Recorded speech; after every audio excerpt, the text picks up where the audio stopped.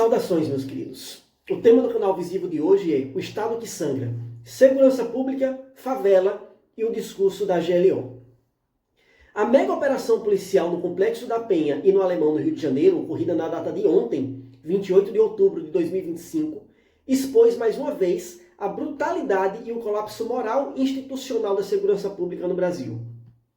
A gente sequer tem apurados os números de mortos totais, não oficialmente, mas já sabemos que a sua magnitude e a quantidade de mortos superam a do Carandiru. Esse episódio ele não é um fato isolado, mas a expressão crua de um modelo de Estado em que gerou a periferia como um inimigo e a força letal como o único instrumento de controle social e de seleção social. O discurso oficial é o combate ao tráfico, mas existe um projeto político simbólico de extermínio, em que a favela é reduzida à condição de território sem honra e o assassinato é naturalizado como função de política pública. É desonesto e me indigna as falas que transformam a favela em sociedade de criminosos e é desumano admitir que inocentes possam morrer em nome de uma pretensa guerra contra o crime. E nessa guerra contra o crime não diminui, mas os números de mortes de inocentes só aumentam. Do ponto de vista constitucional, a segurança pública é dever do Estado. E isso não é uma opinião minha.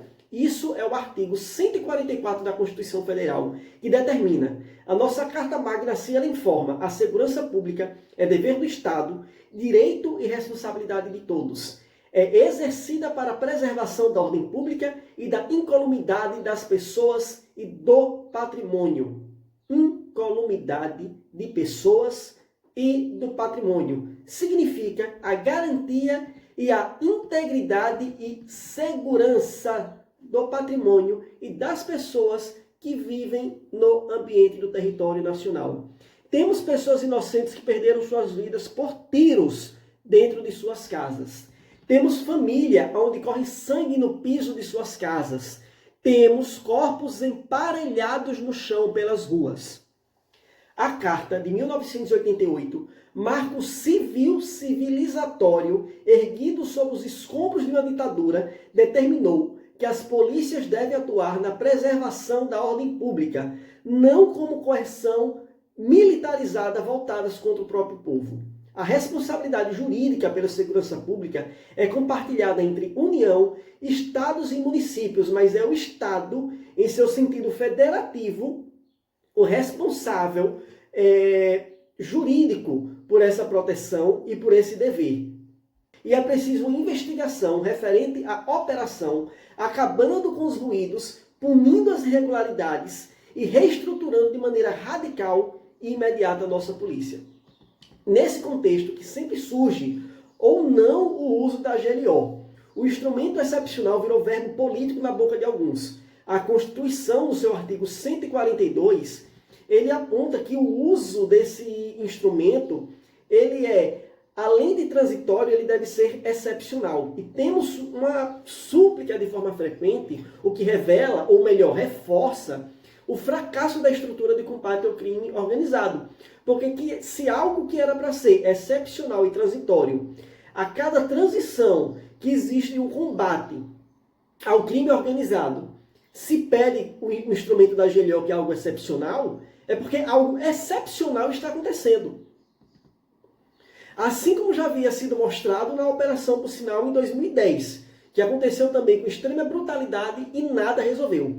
Essa guerra interna, como a gente já pode perceber, eu fazendo menção a 2010, eu fazendo menção ao que ocorreu na chacina do Carandiru, ela ocorre há décadas e alimenta essa brutalidade e esse caos desenfreado. E é o que a nossa Constituição busca anular. O instrumento citado ele não pode ser usado para perpetuar o que está matando a nossa liberdade e a nossa segurança. Isso é o colapso do pacto federativo. É o descompasso entre o poder público e a realidade social. Se o Estado aceitar essa normalidade, ele estará abrindo mão de sua função educativa, seja com a população ou da própria polícia, como abre mão dos princípios do Estado Democrático de Direito, pois discrimina uma sociedade historicamente perseguida, que é a favela. O pobre será sempre o suspeito, e como suspeito, perpetuará como alvo. E não há segurança sem justiça social. A periferia não pode ser abandonada, pois elas são controladas pela corrupção institucionalizada. Enquanto policiais corruptos abastecem o tráfico com armas desviadas e o Estado não busca soluções para o contrabando nas nossas fronteiras, essas ocorrências apenas serão discursos de que precisamos de projetos, mas na prática nada acontece. É a manutenção da estrutura de poder que administra a morte como forma de governar dos corpos subalternos. O Estado age sobre a égide legal e não sobre a força bélica. Como resultado imediato, você age de maneira violenta e agressiva, você distorce a realidade, atacando a democracia, privilegiando os privilegiados, e no privilégio a favela não vive. Se vocês gostaram do vídeo, por favor, curtam, comentem e compartilhem. Isso é urgente. Um forte abraço.